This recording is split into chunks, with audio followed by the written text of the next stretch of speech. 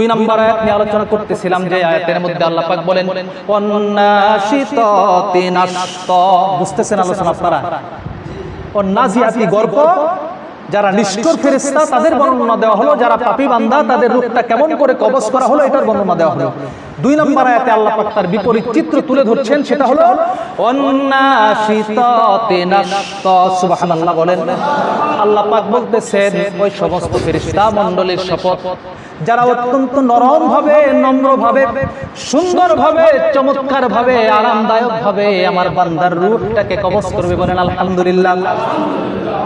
বলে হুজুর ওই সমস্ত মানুষগুলো কারা, কেমন ধরনের ফেরেশতা তাদের রূহটা কবজ করবে?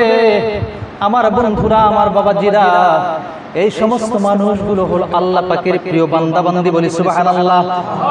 আল্লাহ পাকের প্রিয় বান্দা বান্দি, নবী রাসূলগণ, সাহাবা আজমাইনগণ, শুহাদায়ে কেরামগণ, আউলিয়ায়ে কেরামগণ। সুবহানাল্লাহ বলেন। মুমিনিন মুসলিমিনগণ যারা তাদের কৃতকর্মের মাধ্যমে, ইবাদত বন্দেগীর মাধ্যমে আল্লাহ এবং তার রাসূলের প্রদর্শিত পথের মধ্যে থেকে নিজের জীবনটারে অতিবাহিত করেছে, যার উপরে আল্লাহ এবং তার রাসূল সন্তুষ্ট হয়েছে, এমন মানুষগুলো হলো আল্লাহ পাকের প্রিয় বান্দা। বলি সুবহানাল্লাহ। এই মানুষগুলোর যখন মৃত্যুর সময় আসবে, কেমন ফেরেশতা তাদের নিকট আসবে? এই আয়াতের তাফসীরে কিতাবের মধ্যে এসেছে অত্যন্ত সুদর্শন চেহারা বিশিষ্ট, চমৎকার চেহারা বিশিষ্ট, অত্যন্ত সুদর্শন ফেরেশতা। হতে পারে ওই বান্দার কোনো প্রিয় ব্যক্তি, হতে পারে তার ভাই, তার বাবা, তার বন্ধু বান্ধব, তার শায়েখ, তার মুর্শিদ, যে কারো এই মানুষটা, আল্লাহর এই প্রিয় বান্দাটা দুনিয়ায় থাকা অবস্থায় যে মানুষটাকে সবচাইতে বেশি মুহাব্বত করত, হতে পারে সেই মুহাব্বতের মানুষের সুরত ধরে সে আসবে। সুবহানাল্লাহ বলেন। আল্লাহ পাক এখানে বলেছেন, এই আয়াতের তাফসীরে এসেছে ওয়ান্নাশিতাতি নাশতা। ওই ফেরেশতাগুলো হবে অত্যন্ত সুদর্শন, সুন্দর চেহারা হবে, তাদেরকে দেখলে ভালোবাসতে ইচ্ছা করবে, কাছে টানতে ইচ্ছা করবে। ওই ফেরেশতা এসে আল্লাহর প্রিয় বান্দার কাছে আসবে, সালাম দিবে, আসসালামু আলাইকা ইয়া আইয়াতুহান নাফসুল মুতমাইন্না। তোমার উপর শান্তি বর্ষিত হোক হে আল্লাহ পাকের সন্তুষ্ট আত্মা। সুবহানাল্লাহ বলেন। দেখেন সম্বোধন করার রীতিটা দেখেন, গুনাহগারদেরকে কেমন করে সম্বোধন করলো, আর আল্লাহ পাকের প্রিয় বান্দাকে কেমন করে ডাকতেছে, আসসালামু আলাইকা, তোমার প্রতি আল্লাহ পাকের শান্তি রহমত বর্ষিত হোক, ইয়া আইয়াতুহান নাফসুল মুতমাইন্না। কোরআনুল কারীম আয়াত এসেছে, ইয়া আইয়াতুহান নাফসুল মুতমাইন্না ইরজিই ইলা রাব্বিকি রাদিয়াতাম মারদিয়্যা ফাদখুলি ফি ইবাদি ওয়াদখুলি জান্নাতি। আল্লাহু আকবার। ফেরেশতা সে ডাক দিবে, ইয়া আইয়াতুহান নাফসুল মুতমাইন্না, হে সন্তুষ্ট আত্মা, ও পবিত্র আত্মা, ও ভালো আত্মা, ও সুন্দর আত্মা, ও উত্তম আত্মা, উৎকৃষ্ট আত্মা, উৎকৃষ্ট রূহ, তুমি বের হয়ে এসো। ইরজিই ইলা রাব্বিকি রাদিয়াতাম মারদিয়্যা, তুমি বের হয়ে আসো এমন অবস্থায় যেই অবস্থাটার উপরে তোমার রব তোমার উপরে খুশি এবং তুমিও তোমার রবের প্রতি খুশি। বলুন সুবহানাল্লাহ। উইন উইন সিচুয়েশন, গেমের ভাষা, খেলাধুলার একটা ভাষা যাকে বলে win win situation. Both side, মানে উভয় দিক থেকে বিজয়ের রূপ, বিজয়ের পরিস্থিতি। আল্লাহ পাক তোমার প্রতি সন্তুষ্ট, তোমরাও আল্লাহ পাকের প্রতি সন্তুষ্ট। বলেন সুবহানাল্লাহ।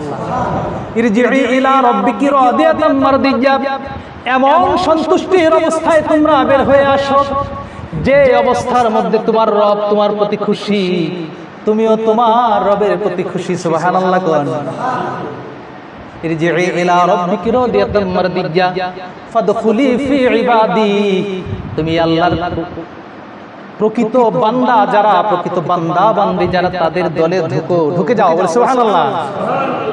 ফাদখুলি ফি ইবাদি ওয়াদখুলি জান্নাতি, এবং তুমি জান্নাতের নাজ দেয়া উপভোগ করো। বলে সুবহানাল্লাহ। বলে হুজুর ফেরেশতাগুলো কেমন হবে? ফেরেশতাগুলো হবে অত্যন্ত চমৎকার সুরতের হবে, সুন্দর সুরতের হবে, বড় নুরানি চেহারা হবে তাদের। তারা অত্যন্ত চমৎকার সুগন্ধযুক্ত কাপড় নিয়ে আসবে। ফেরেশতারা যখন সুন্দরভাবে আহ্বান করবে, আল্লাহ পাকের ওই প্রিয় বান্দা বান্দির রূহটা চমৎকার ভাবে আরামদায়ক ভাবে বের হয়ে আসবে।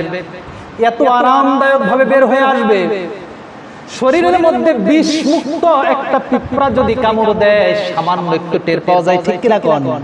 কোনো ব্যথা অনুভব হয় না। এতটুকু ব্যথাও আল্লাহ পাকের প্রিয় বান্দা বান্দি অনুভব করবে না, বলেন সুবহানাল্লাহ। রূহটা বের হয়ে আসবে। এবার ফেরেশতারা কি করবে? তাদের কাছে যে সুগন্ধযুক্ত কাপড়টা থাকবে, এই সুগন্ধযুক্ত কাপড়ের মধ্যে সুন্দরভাবে রূহটাকে মুড়িয়ে ফেলবে। আশেপাশে হাজার হাজার মানুষ থাকবে, শত শত মানুষ থাকবে, কোন মানুষ দেখে না তার অনুভূতিটা কেমন হলো। আচ্ছা বলেন তো, কোন মানুষের কষ্ট হচ্ছে, তার ভিতরের খবর কি কেউ বলার ক্ষমতা আছে? আমরা দেখি মৃত্যুশয্যায় মানুষ বিভিন্ন ধরনের সিমটম প্রকাশ পায়, কেউ হা করে থাকে, কেউ হাত পা ছুড়ে, বিভিন্ন ধরনের সিমটম প্রকাশ পায়। আসলে এই মানুষটাকে, তার রূহটা কারা কবজ করতে সেটা বলার ক্ষমতা কারো আছে? ক্ষমতা নাই। আরামদায়ক ভাবে যখন রূহটা বের হয়ে আসবে, সুগন্ধিযুক্ত কাপড়ের মধ্যে আল্লাহ পাকের প্রিয় বান্দা বান্দির রূহটাকে সুন্দরভাবে মুড়িয়ে নেওয়া হবে, মিছিল করা হবে, স্লোগান দেওয়া হবে। দুনিয়ার জমিনের মধ্যে আমরা দেখি যখন নেতা নেত্রীরা আসে তখন আমরা মিছিল করি কিনা, অমুক ভাইয়ের চরিত্র ফুলের মতো পবিত্র, ঠিক কিনা? যার নামে স্লোগানটা দেই তার চরিত্রটা আদৌ কি ফুলের মতো পবিত্র কিনা আমরা একবার হিসাব করি না। কিন্তু ফেরেশতা মণ্ডলী যখন আল্লাহ পাকের প্রিয় বান্দা বান্দির নামে স্লোগান দিবে, সেটা যথার্থ স্লোগান হবে, বলে সুবহানাল্লাহ। মিছিল করতে থাকবে, সুগন্ধ ছড়িয়ে পড়বে চতুর্দিকে, ফেরেশতারা খুশির মিছিল করবে, তার রূহটাকে নিয়ে যাওয়া হবে। প্রথম আসমানে যখন নেওয়া হবে, আসমানের দ্বার খুলে দেওয়া হবে। আসমানের প্রহরীরা ডাক দিয়ে বলবে, রে আল্লাহর বান্দা, তোমার জন্য অসংখ্য অসংখ্য সুখবর, তোমার জন্য আল্লাহ পাকের নাজ নেয়ামত আল্লাহ পাকের দরবারে রয়েছে, বলি সুবহানাল্লাহ। তুমি আসো, উপরে উঠতে থাকো। প্রথম আসমান থেকে পাপিষ্ঠ বান্দার রূহটা যেমন করে জমিনের মধ্যে ছুঁড়ে ফেলা হলো, ঠিক তার বিপরীত ভাবে আল্লাহ পাকের প্রিয় বান্দা বান্দির রূহটাকে প্রথম আসমান, দ্বিতীয় আসমান, এমন করে 7টা আসমান ভেদ করে ওই আল্লাহ পাকের প্রিয় বান্দা বান্দির রূহটা কোথায় নিয়ে যাওয়া হবে জানেননি?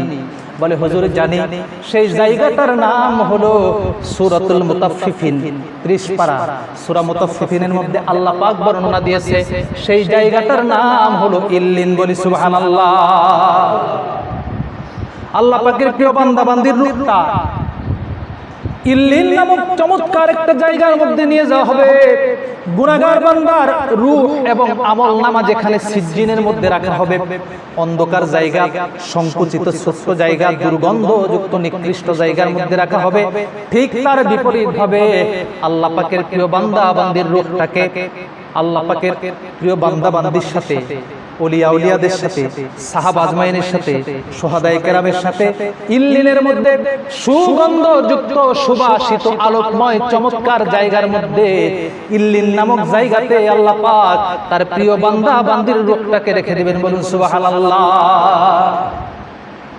আমরা কোথায় যেতে চাই, ইল্লিনে না সিজ্জিনে? বলেন ইল্লিনে, জোরে বলেন ইল্লিনে যেতে চাই। রব্বুল আলামিন তুমি আমাদেরকে এমন জীবন গঠন করার তৌফিক দাও যেন আমাদের রূহটা ইল্লিনে স্থান পায়, জোরে বলুন আমিন।